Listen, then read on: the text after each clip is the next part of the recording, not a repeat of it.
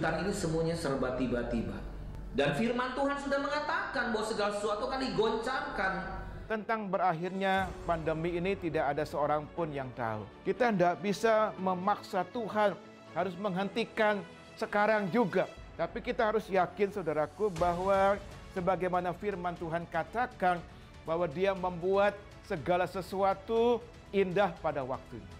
Tuhan mau kita belajar percaya bahwa di tengah-tengah situasi yang sulit, Tuhan adalah Tuhan yang tetap pegang kendali atas kehidupan kita. Apapun keadaan yang terjadi, Tuhan Yesus ada bersama dengan kita. Tuhan yang pernah menolong kita di waktu yang lalu adalah Tuhan yang sama yang menolong kita di hari ini. Hasil akhir bukan di tangan corona. Hasil akhir tetap di tangan Yesus Kristus. Dialah Tuhan yang berdaulat. Dialah Tuhan yang tetap pegang kendali atas kehidupan kita.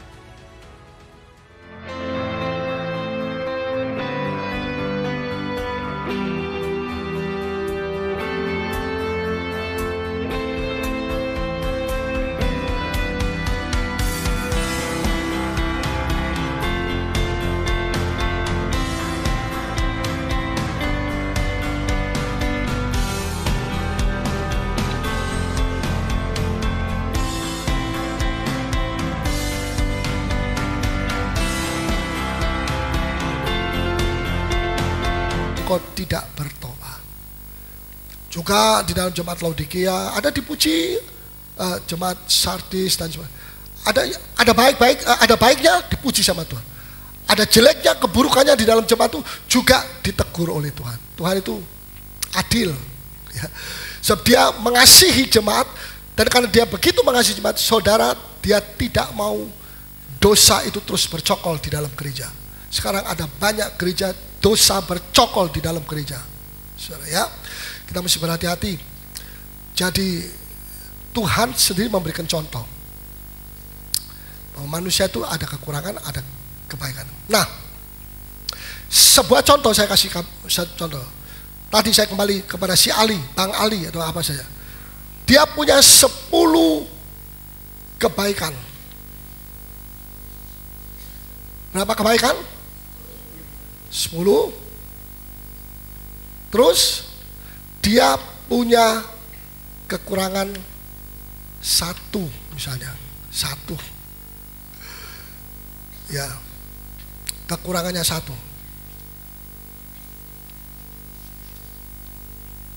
1 kesalahan. Coba tolong. Dia kamu yang begini. 10 kebaikan.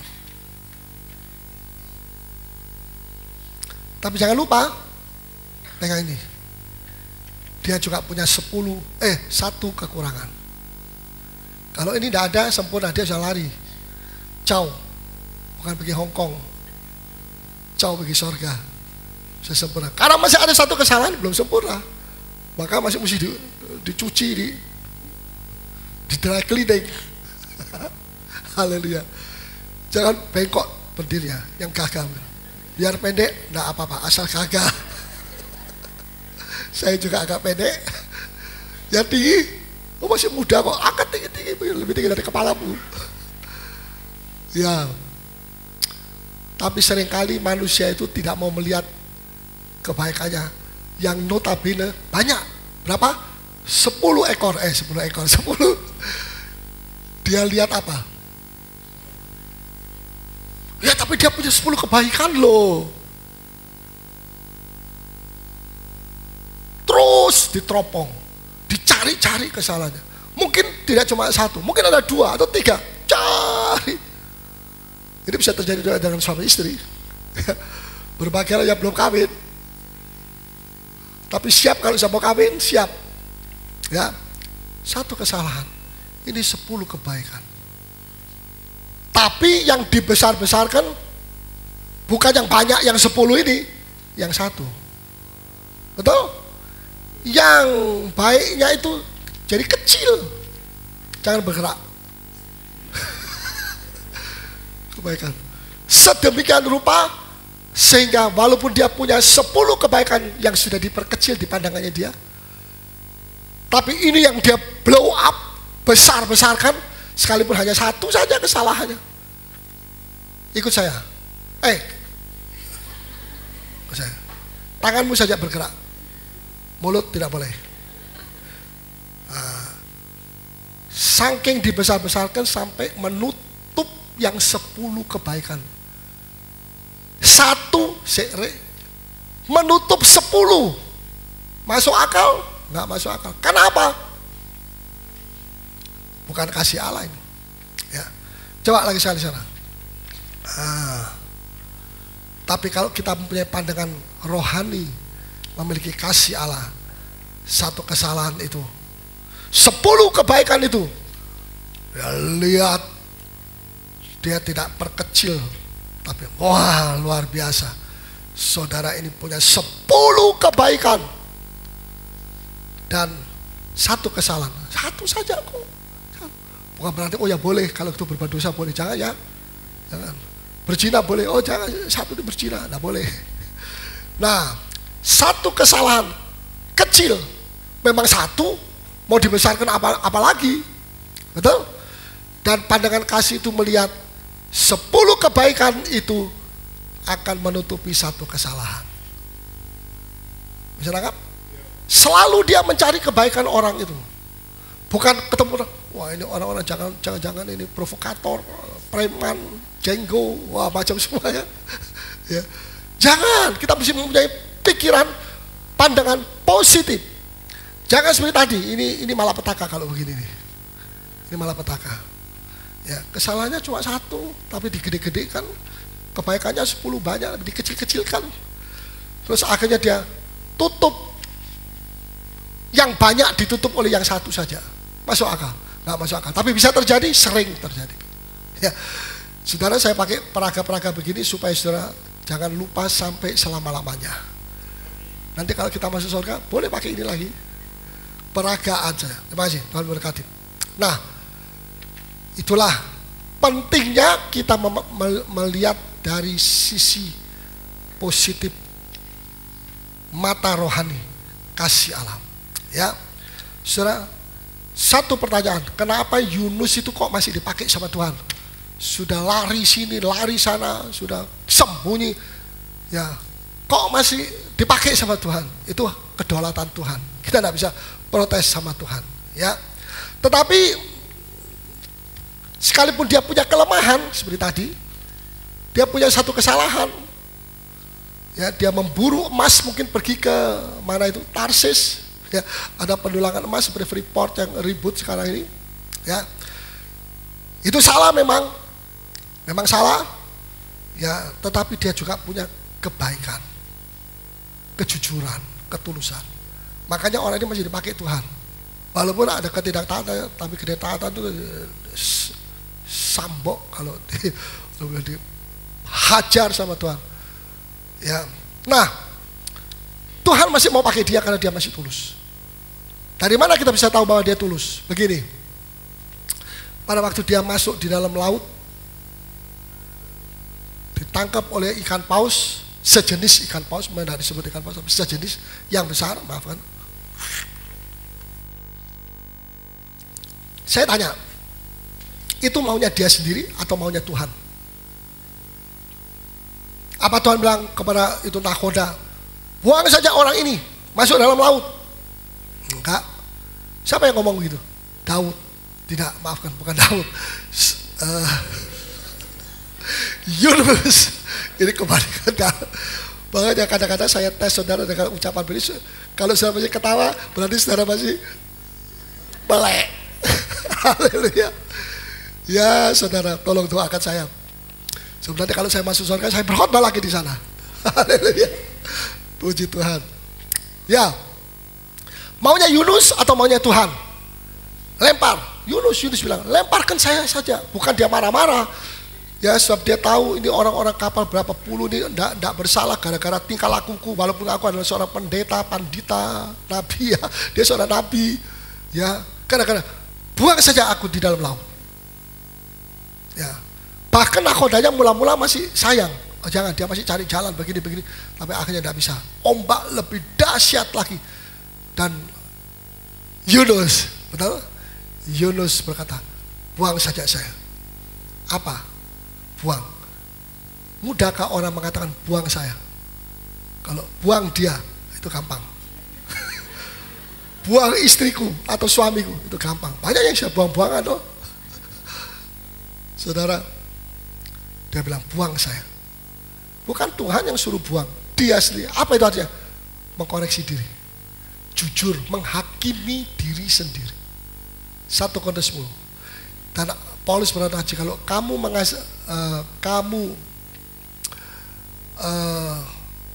Paulus berkata, jikalau kamu mengasihi dirimu, kamu akan kehilangan.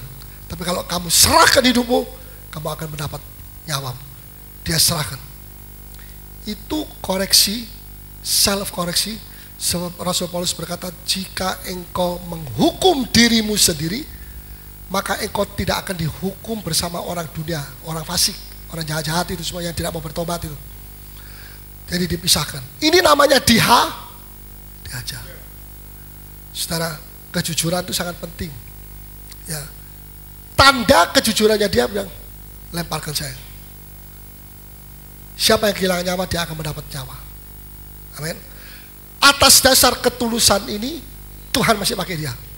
Mungkin ada malaikat yang protes, Tuhan, orang begini kok masih mau dipakai, bagaimana nanti?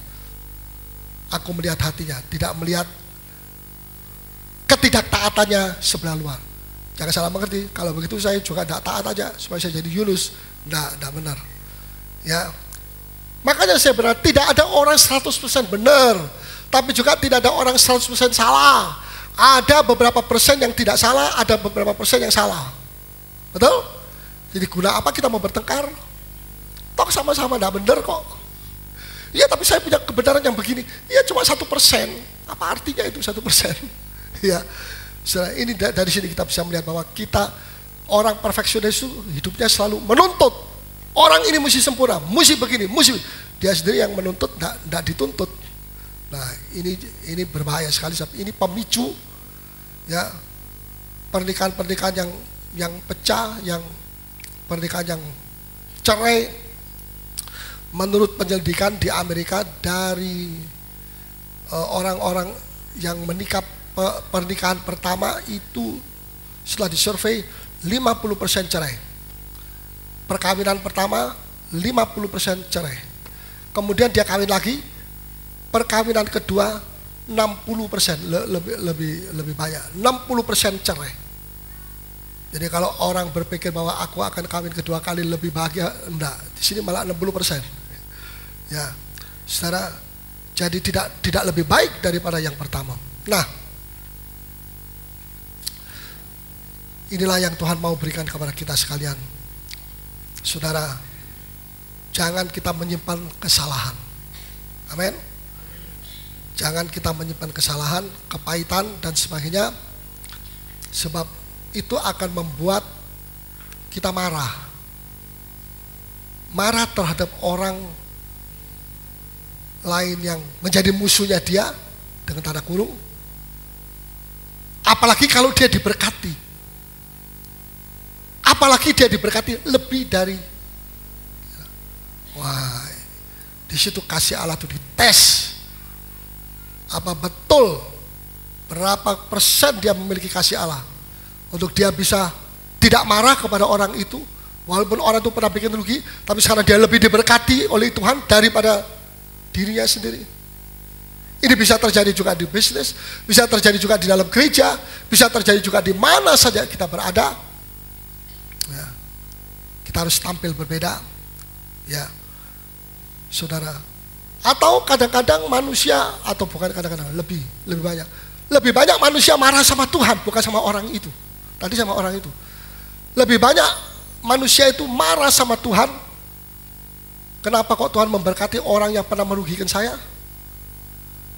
pernah menipu saya, ya, dan dia marah sama Tuhan karena Tuhan memberkati orang yang dalam pikirannya dia seharusnya orang ini dihukum, bangkrut, supaya tahu rasa dia.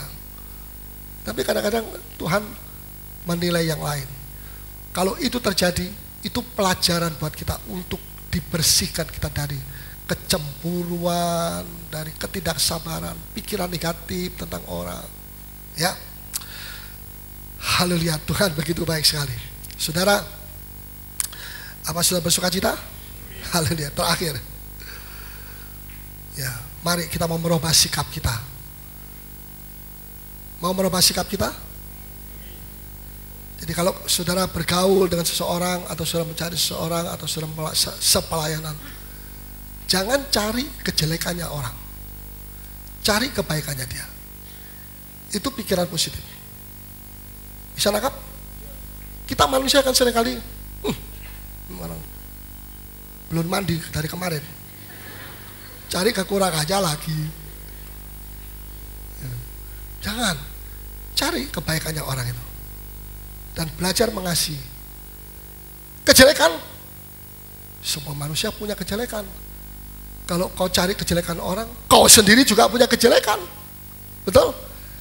Seringkali kalau orang bertengkar, saya benar, kamu salah, kamu salah. Seolah dia bilang, saya benar 100%, kamu salah 100%. Oke. Tapi kamu marah, kamu bilang aku benar, tapi kamu marah. Marah itu dosa apa tidak? Berarti kamu dosa juga 50%. Karena kamu benar tapi marah.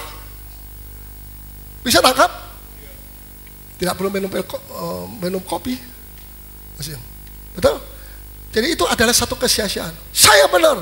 Iya, kamu benar. Tapi kamu marah. Kamu menghakimi. Itu semua dosa itu. Tidak benar semua itu. Bisa mengerti, saudara? Kadang-kadang kita ini diminta oleh Tuhan supaya diam. Sebab kalau kamu diam, aku akan membela kamu. Betul? Tapi kalau kita membela diri kita, ya sudah, Tuhan bilang kamu sudah lakukan itu. Kau tidak dapat lagi. Kau tidak bisa dapat 2 pahala di bumi dan di surga. 1 saja. Kalau kau sudah dapat pahala di sini, pujian orang di sini, kamu tidak dapat lagi di sana. Karena itu dalam Matius 5, kalau puasa jangan ketahuan orang, kalau berdoa jangan teriak-teriak seperti orang Farisi, ya. Kalau puasa jangan pakai apa di sini bedak-bedak yang kok begitu, jangan, supaya kelihatan bahwa oh orang ini sedang puasa.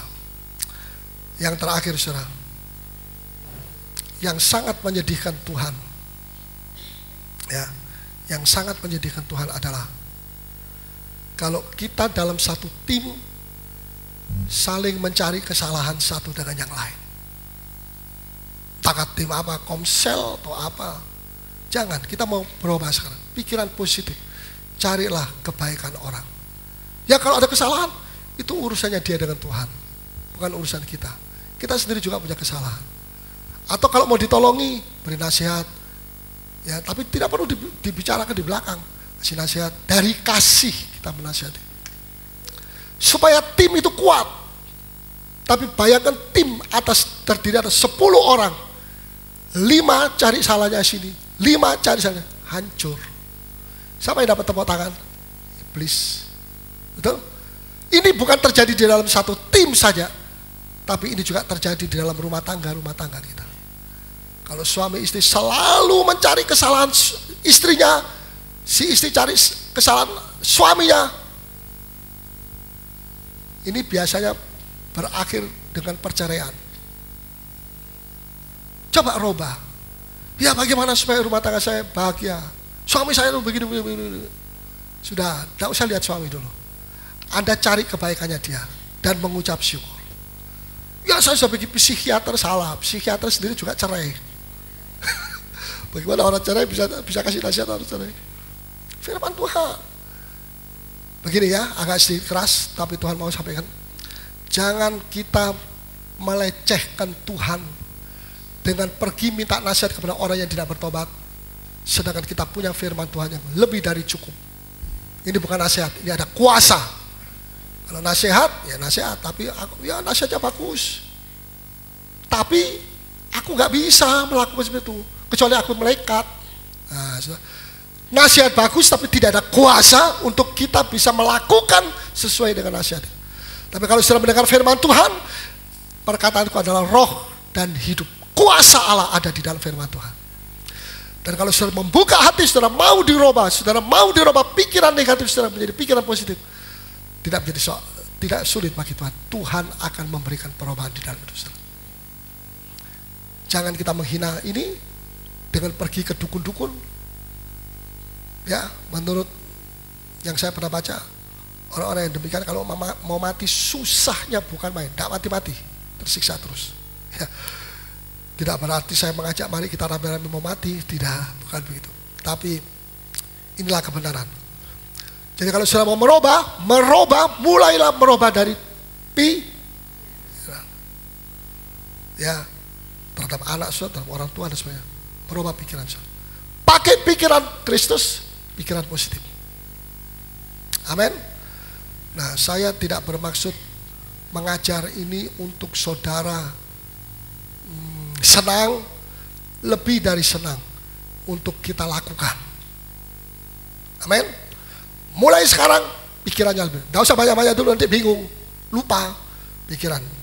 Kalau mau lihat orang ini, wah, ingat orang ini, mungkin saya sedang mandi, ingat, wah saya panas hati kalau saya lihat. Sementara airnya dingin, tapi hatinya panas. Rubah sana, enggak. Memang dia punya kekurangan, tapi dia punya kebaikan juga. Berkatilah dia Tuhan. Wah, ini gaya hidup yang luar biasa. Gaya hidup seperti Kristus, disalib, darah tercucur, ampuni mereka Tuhan. Bapa, ampuni mereka.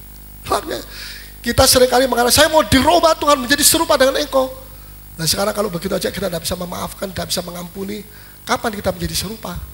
Yesus datang sebagai mempelai laki-laki, kita masih kedodoran, pakaian linennya belum ada, masih kain kelambu, ya kasar.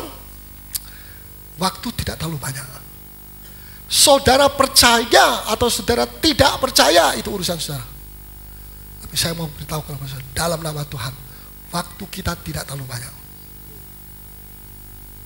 Tapi kita tidak perlu takut, Tuhan bersama dengan kita. Mari kita bangkit diri semua. Jangan menyimpan kesalahan orang, itulah kasih agape.